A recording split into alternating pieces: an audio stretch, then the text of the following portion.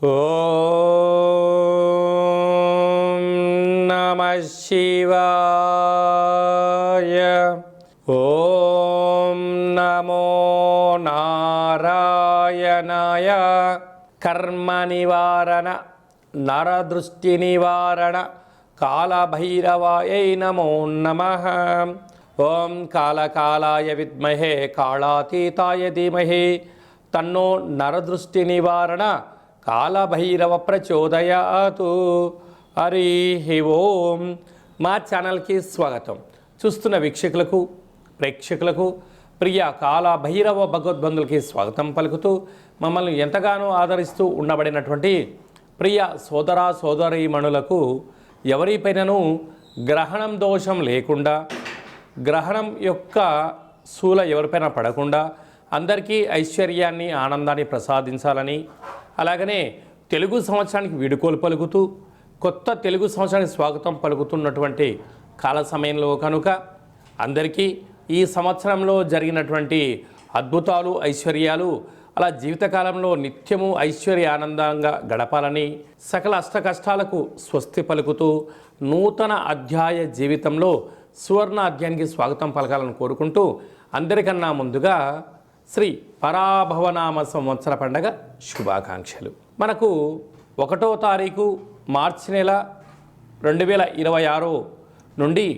15/3/2026 వరకు పుట్టినటువంటి వారందరికీ ముందస్తుగా జన్మదిన శుభాకాంక్షలు. గతంలో వివాహం చేసుకున్న వారికి వివాహ వార్షికోత్సవ శుభాకాంక్షలు. ద్వాదశ రాశుల్లో గ్రహ గమనాలు వీక్షింపచేద్దాం. మిథున రాశిలో దేవగురు బృహస్పతి సంచార స్థితి, సింహరాశిలో కేతు సంచార స్థితి, కుంభరాశిలో చతుర్గ్రహ సంచార స్థితి, రవి కుజ బుధ రాహు సంచార స్థితి, మీనరాశిలో శుక్రుడు మరియు శని సంచార స్థితితో ద్వాదశ రాశుల్లో గ్రహ గమనాలు ఈ విధంగా ఉన్నాయి.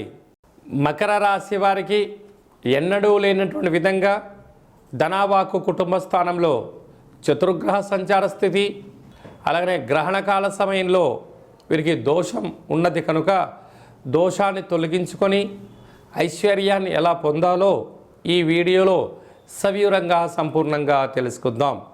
మకర రాశిలో ఏ నక్షత్రాలు వస్తాయనగా విశేషంగా ఉత్తరాషాఢ నక్షత్రంలోని 2, 3, 4 పాదాలు, శ్రవణ నక్షత్రంలో 4 పాదాలు, ధనిష్టా నక్షత్రంలో 1, 2 పాదాలు కలిపితే మకర రాశి. రాశాధిపతి శని భగవానుడు. వీరికి ధనావాకు కుటుంబ స్థానంలో ఏడాది తర్వాత ఆత్మకారకుడు రవి, రుణరోగ శత్రుకారకుడు కుజుడు, కుజదోషము, బుద్ధికారకుడు బుధుడు, బుధాదిత్య రాజయోగము, అక్కడే వాస్తు నరదృష్టికారకుడు రాహు సంచారం చేయడం వలన స్వల్పమైనటువంటి ధనపరమైన చిక్కులు ఉంటాయి. మౌనంగా, ధ్యానంగా, ఏకాగ్రతగా, సత్ప్రవర్తనగా, సమయపాలన, ఆరోగ్యాన్ని కాపాడుకుంటూ ఉన్నతంగా ఆలోచన చేస్తూ దేవతారాధన చేయడం వలన సకల దోషం తొలగిపోతుందని చెప్పి గమనించాలి.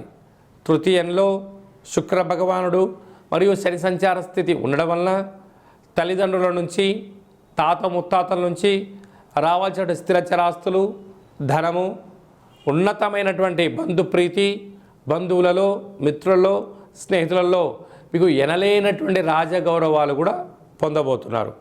అదే కాకుండా 6వ స్థానంలో గురు సంచార స్థితి ఉన్నప్పుడు విద్యార్థులు వీలైనంత వరకు ఏకాగ్రతగా చదువుపైన దృష్టి సాధించండి.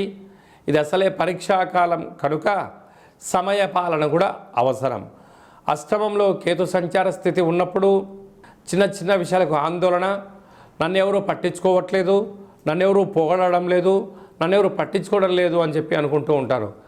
అక్కడే గ్రహణం కూడా సింహరాశిలో జరుగుతుంది కనుక దయచేసి ఈ యొక్క మకరాశి జాతకులు గ్రహణాన్ని చూడవద్దు. గ్రహణకాల సమయంలో సంచారం పనికిరాదు, భోజనం పనికిరాదు. పట్టు స్థానము, విడుపు స్థానము, గ్రహణ తదనంతరము రుద్రాభిషేకము, దానములు చేయడం వలన దోషము తొలగి ఐశ్వర్యం కలుగుతుందని చెప్పి గమనించాలి.